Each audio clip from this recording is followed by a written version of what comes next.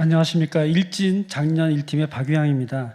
홍미숙 집사님 저희 작년 1팀의 팀원이시고 저는 1팀의 간사라 저희 작년 1팀에 하나님의 복이 많이 임하신 걸로 믿습니다.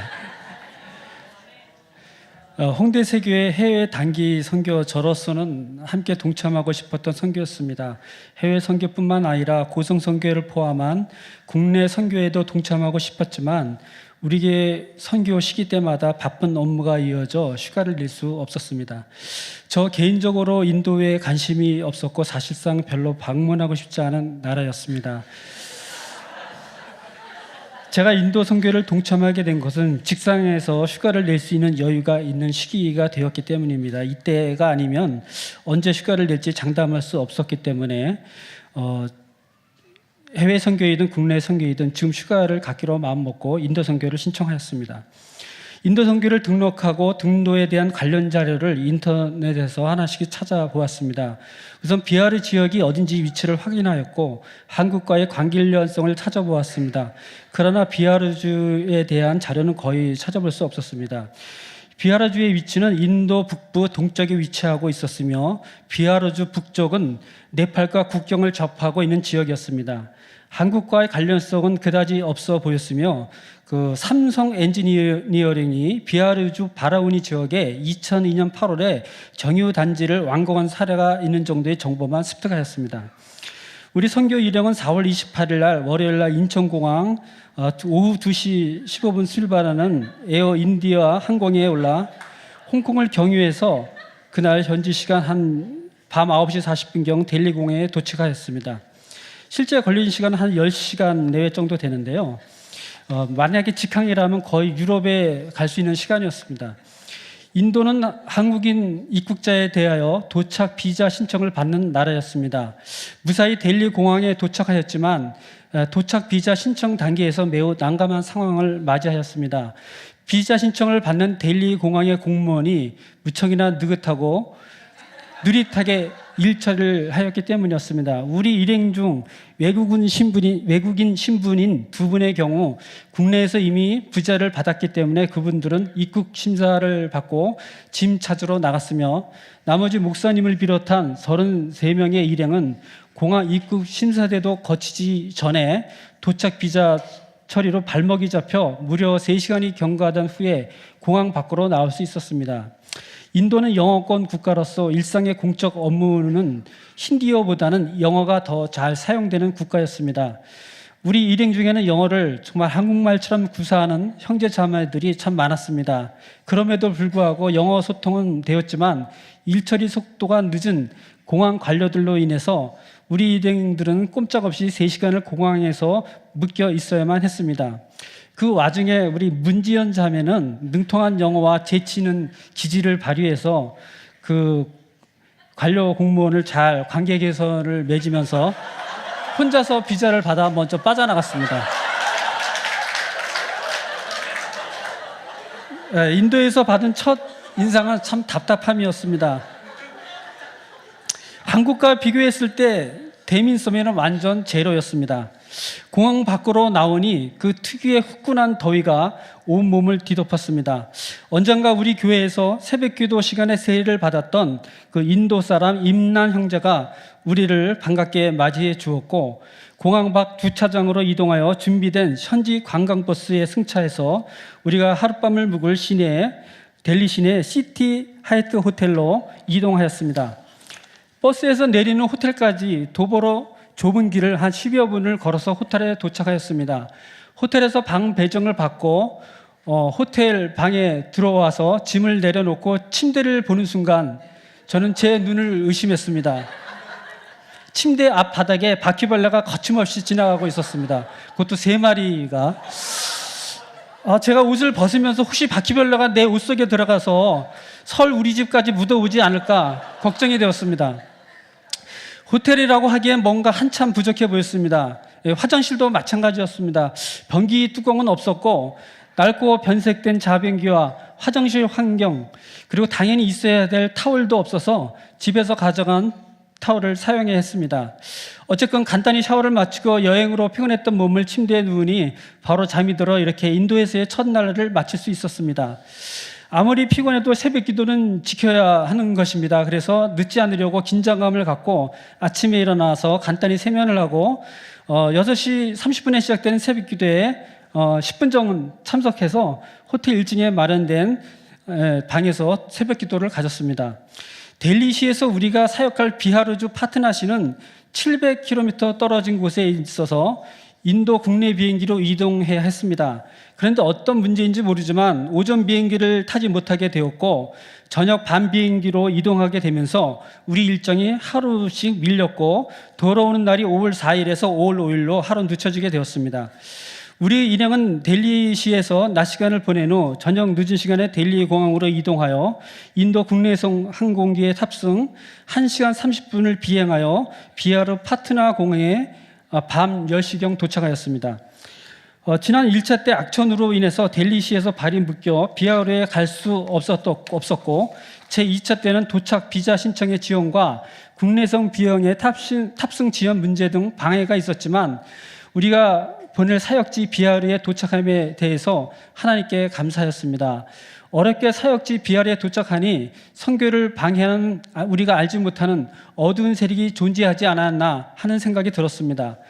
비하르 파트나 공항에 도착하니 이영길 선교사 4분이 우리를 맞이해 주셨고 우리를 실어 나를 집차를 준비해 주셨습니다. 집차에 4명 내지 5명씩 나누어 승차하였는데 대략 10대 정도인 것으로 판단되었습니다.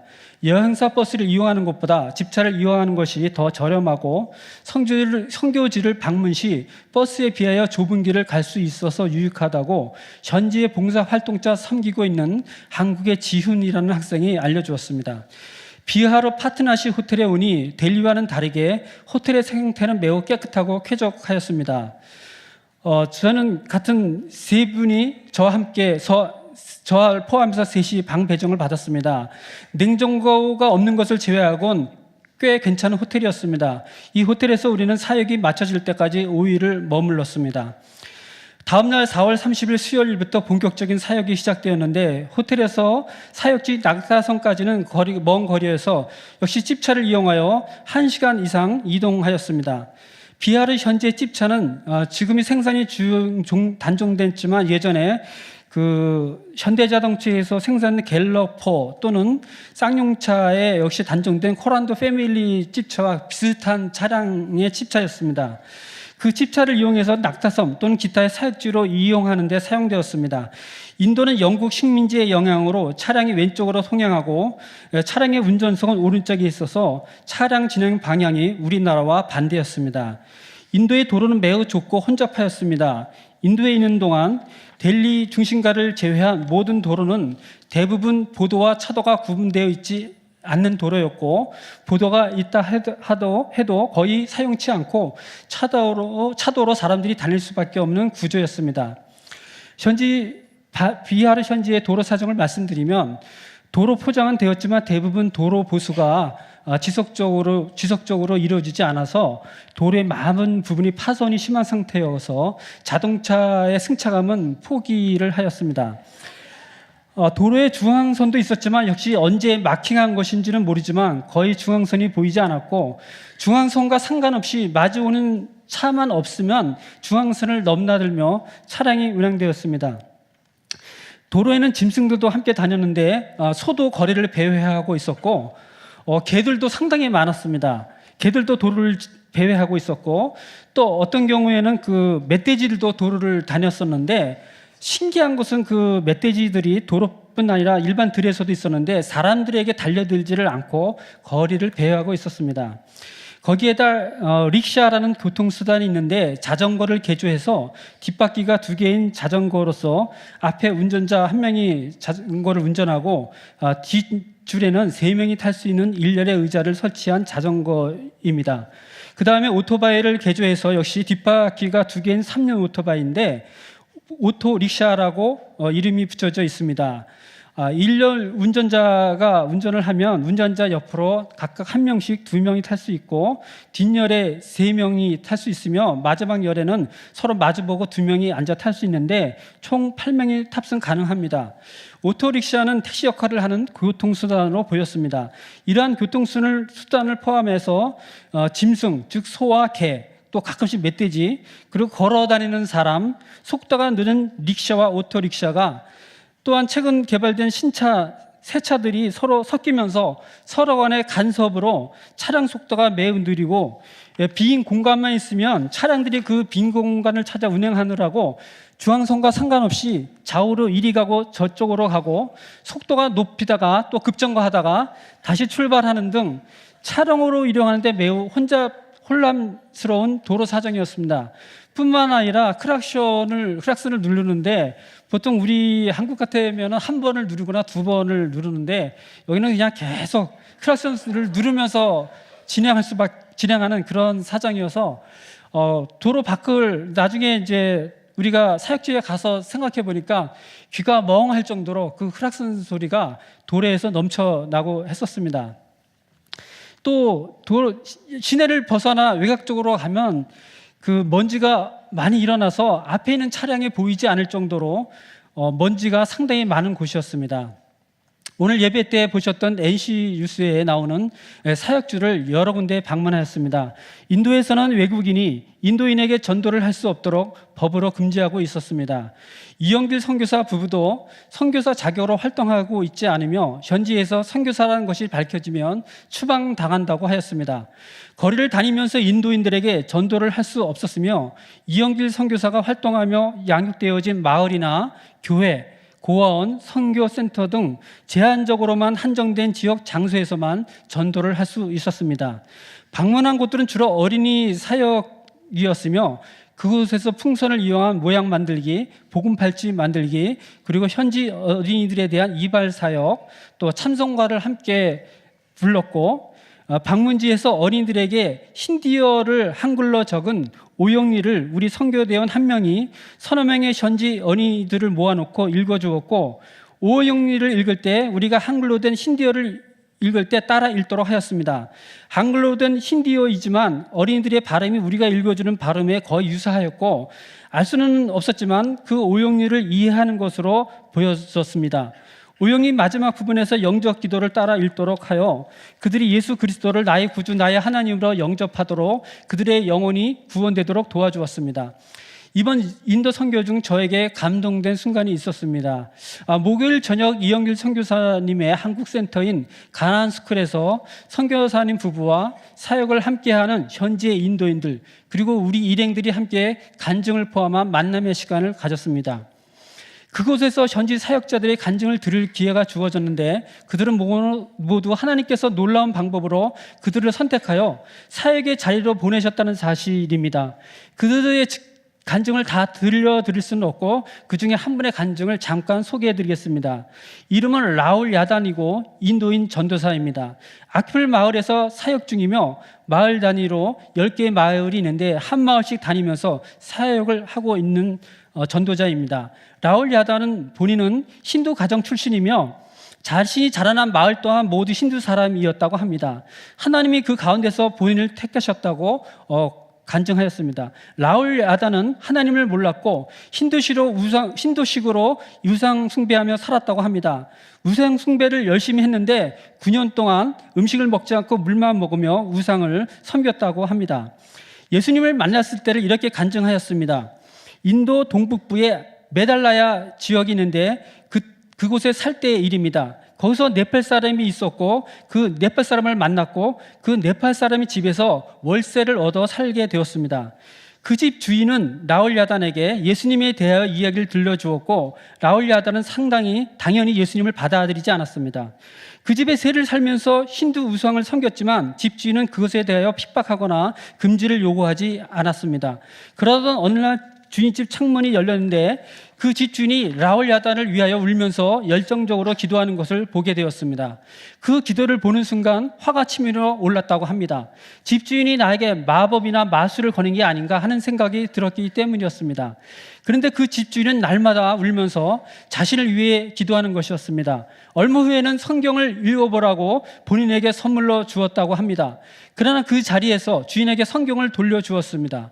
그런데 돌아서서 그 성경 생각해 보니까 그 성경 안에 무엇이 쓰여져 지었는지 궁금한 생각이 들었고 다시 그 주인에게 찾아가서 그 성경책을 돌려달라고 하여 돌려받았다고 합니다. 그러고 성경책을 읽기 시작하였는데 이상하게도 성경을 읽을 때 마음이 평안함을 느꼈다고 합니다. 그러면서 성경이 믿어지기 시작하였고 그리고 그 주인을 따라 조금씩 교회를 다니기 시작하였습니다. 그런데 나홀 야단의 부인이 교회 다니지 말라고 붙잡았습니다. 부인 말이 당신이 교회 다니면 기독교로 개정시킬 것이다 라며 굳고 말렸다고 합니다. 그럼에도 불구하고 교회에 계속 다녔다고 합니다. 그런데 사탄이 그를 방해한 일이 시작되었습니다. 어느 날 밤에 갑자기 몸이 아프기 시작하였습니다. 배가 아프기 시작하는데 얼마나 아픈지 오늘 밤 내가 살아나지 못하고 죽겠구나 하는 생각이 들었다고 합니다. 그날 밤 12시여서 모든 집이 문이 잠긴 상태였습니다. 시장의 모든 가게도 문이 잠긴 상태였습니다. 그래서 부인에게 어디서든지 의사를 불러오라고 부탁하였습니다. 그래서 그 부인의 답이 내가 교회 가지 말라고 하였는데 당신이 가지 않으니까 안 하느냐? 그러니 나는 누구도 부르러 가지 않겠다. 죽고 싶으면 오늘 밤이라도 죽어라 라고 부인이 말하였습니다. 그때 자기가 일어날 힘만 있어도 일어나서 부인을 한 대 때려주고 싶었다고 합니다. 그러면서 부인이 하는 말이 당신이 나한테 화를 내는데 그럴 힘이 있으면 당신의 하나님을 불러라. 내가 그 하나님이 당신을 고쳐주는지 보겠다라고 하였다고 합니다. 그때는 본인이 기도할 줄도 몰랐다고 합니다. 하지만 그때 하나님께 이렇게 기도했다고 합니다. 하나님, 지금 나를 도와줄 사람이 아무도 없습니다. 하나님밖에는 도와줄 분이 없습니다. 이 순간 제 마음을, 제 인생을 하나님께 드리겠습니다. 하나님, 절 도와주세요. 당신 외에는 아무도 절 도와줄 사람이 없습니다. 그런데 기도하는 그때 본인 느낌에 집 밖에서 누가 기타를 치는 것 같았습니다. 그래서 부인에게 밖에 교회에서 사람이 온 것 같으니 나가서 그 사람을 불러오라고 하였습니다. 그런데 또 이상한 것은 그 부인이 문을 열고 보니 그 소리는 안 들리고 그 문 밖에 아무도 없었습니다. 근데 오히려 반대쪽에는 창문에서 그 기타 소리가 또 들렸습니다. 그래서 부인이 또 그쪽 창문을 열었더니 또 그 창문에는 아무것도 없고 다시 그 앞에 문 쪽에서 기타 소리가 들리는 것이었습니다. 그러자 이 현상을 보고 부인은 무서워하는 것이었습니다. 그러면서 무슨 일인지는 모르지만 당신이 오늘 밤 죽을 모양이다 라고 부인이 말했습니다. 그런 와중에 자신도 모르게 잠이 들었고 아침에 깨어보니 언제 아팠느냐는 듯이 완전히 치료가 되어 있었습니다. 하나님께서 자신을 고쳐준 것이었습니다. 그가 아픔의 고통에서 하나님께 자신의 인생 모두를 맡기겠다는 그의 고백을 드신 하나님께서 그의 병을 고쳐주시고 그를 그리스도인으로 만들어서 지금의 앗기풀 마을에서 사역을 맡기고 있다고 그는 고백하였습니다. 앞에 예와 같이 그곳에 있는 한 20명 조금 안 되는 현지 인도인 사역자들의 간증을 모두 다 들었는데 예외 없이 그들의 사정에 따라 독특한 방법으로 하나님께서 그들을 불러 사명을 맡기고 이영길 선교사 부부와 함께 동역의 자리에 있음을 보았습니다. 그들 하나하나의 간증을 들으며 우리 일행 모두 깊은 감명을 받았습니다. 생각해보니 우리가 선교하러 왔지만 그들의 간증을 통해 오히려 우리가 은혜를 받는 자리가 되어 있었습니다. 인도에서는 어디를 가든지 우리의 일행을 보면 손을 내밀며 무언가를 달라고 하였습니다. 아이들이 대부분이었으나 일부 어른들도 손을 내밀며 동종을 구하기도 하였습니다. 마지막 날 인도 국내에선 항공기를 공항을 가기 위해 우리가 승차할 버스로 이동하는 중 우리 일행 앞에 어떤 어린 소년이 나타났습니다. 그 소년은 10살 내외로 보였는데 정상인이 아니라 다리가 이렇게 오므러진 장애를 가진 소년이었습니다. 걷지 못하는 아이로서